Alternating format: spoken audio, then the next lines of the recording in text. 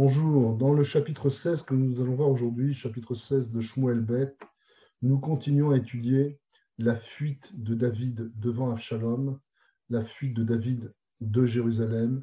Il se dirige avec ses fidèles vers le nord-est d'Israël pour y traverser le Jourdain.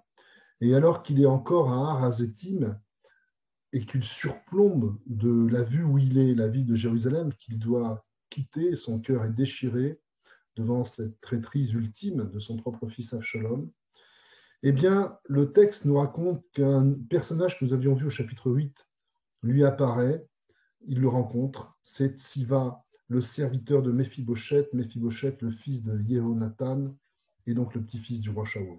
Et ce Tsiva apparaît et propose son aide à David, et notamment son aide concrète, puisqu'il est chargé de victuailles et d'ânes, et lui propose que dans sa fuite, eh bien, ces cadeaux pourraient lui être utiles et demande à David de les accepter. David est étonné de cette attitude et lui demande où est son maître Méphibosheth, et Tsiva lui explique que Méphibosheth a préféré rester à Jérusalem parce qu'il a eu vent du conflit entre Absalom et David et qu'il espère que le résultat de ce conflit soit que de nouveau il soit lui, Méphibosheth, propulsé en tant que roi d'Israël. Ces paroles que rapporte Tsiva à David sont vues par les rabbins dans le traité Shabbat 56, notamment par Rav et Shmuel, de façon différente. Rav, il voit là du mensonge de la part de Tsiva qui est proféré à l'encontre de Méphibosheth, son maître, et qui est donc rapporté à David, une façon de se faire valoir, alors que Shmuel, il voit là, au contraire, effectivement, les rapports de propos justes à propos de Méphibosheth. En fait, le personnage de Tsiva symbolise encore le doute qu'a David à l'endroit des descendants de Shaoul. Cette histoire n'est pas finie et c'est effectivement ce que nous allons voir par la suite. Après cette attitude de David lors de la rencontre avec Shiva, comme une conséquence, dit le Talmud pour certains, de l'attitude de David vis-à-vis de Tsiva, qui écoute les propos calomnieux, pour certains, de Tsiva à l'encontre de Méphibosheth, eh bien David, comme une conséquence, rencontre un autre personnage, Shimei ben Gera. Un personnage lointain de la cour de David, puisqu'il est enseignant à sa cour, et notamment il enseigne à ses enfants, dont celui qui va... Il est enseignant de Salomon, celui qui va devenir le prochain roi d'Israël. Eh bien, ce Shimei ben Gera se permet d'insulter publiquement David, d'être violent physiquement avec lui, puisqu'il lui jette des pierres devant sa cour. Bref, il humilie le roi au moment où il perd pied. Effectivement, dans les histoires des pouvoirs politiques, c'est l'occasion de voir où sont les vrais alliés et où sont les ennemis qui se terraient. Et Shimei ben Gera fait partie de cela. C'est un fourbe qui ne se gêne pas pour humilier David, au point que Avishai, le chef d'état-major de David, propose à David de mettre à mort ce manant, cet insolent. David lui oppose son refus catégorique en disant que ça n'est l'émanation que de la volonté divine que cet homme vienne l'insulter à ce moment-là. Mais c'est surtout aussi au niveau stratégique qu'on ne peut pas punir, entre guillemets, un second couteau, Shimei ben Gera, alors que le vrai coupable, le chef de la félonie, c'est quand même Absalom. Donc ça ne sied pas à un roi de punir les seconds couteaux.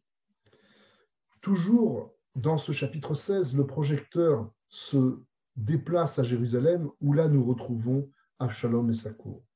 À sa cour, son principal conseiller est Achitophel.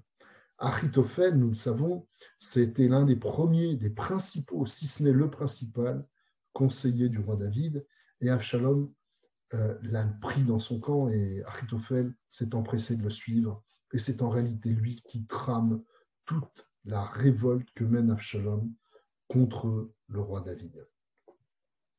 Alors Achitophel règne en conseiller ultime, suprême, qui brille par son intelligence, et même le texte atteste de cette intelligence pour la mettre au service du mal, quand apparaît un personnage, Hushai Arki, que nous avions déjà évoqué, qui a été en réalité envoyé par le roi David à la cour d'Avshalom pour espionner ce qu'il s'y passe et éventuellement rapporter les intentions de Avshalom à David par l'intermédiaire de Tzadok et de Éviatar, et notamment grâce à leur fils Yonatan et Achimaatz.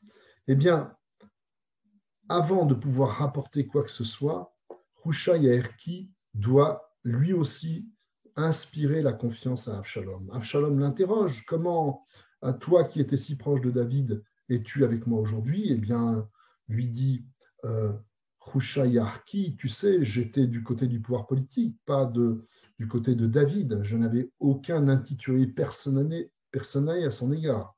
D'autant plus que, pourquoi douterais-tu de moi, puisque tu es bien le fils de David, Avshalom, et donc tu devrais me faire confiance. Et Avshalom est convaincu, au point que nous dit le texte dans le chapitre 16 de Shmuel Bet au verset 20, que nous voyons aujourd'hui, Yomer Avshalom el Achitophel, Avshalom se retourne vers Achitophel, et une forme d'humiliation se produit, puisque dorénavant, Avshalom s'écrit, Havu lachem etza manaase, donnez-moi, apportez-moi votre conseil. Donc il s'adresse à la fois à Achitophel et à Hushai Yaerki. Dites-moi ce que je dois faire et je le ferai.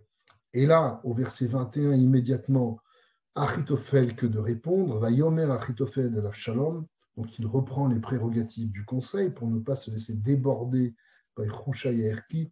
Bo el pilakshe avicha sheriniach lishmor abayit.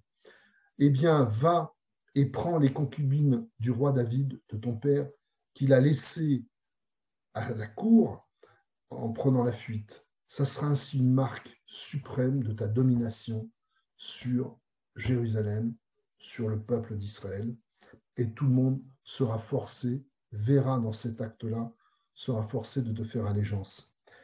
Et le texte de ce chapitre termine en nous disant Bidvar Elokim ken kol atzat Achitophel gam le David gam le Avshalom. Et David et Avshalom s'est plié à ce conseil de Achitophel, puisque Achitophel, encore une fois, c'est attesté dans ce verset, était vraiment presque l'oracle au sens des Urim, des Tumim que consultait à l'époque David et que consulte aujourd'hui Avshalom. Nous allons voir comment, dans la sphère de ses conseillers, le conflit entre Avshalom et David va évoluer, et cela dès demain. Je vous remercie, à bientôt.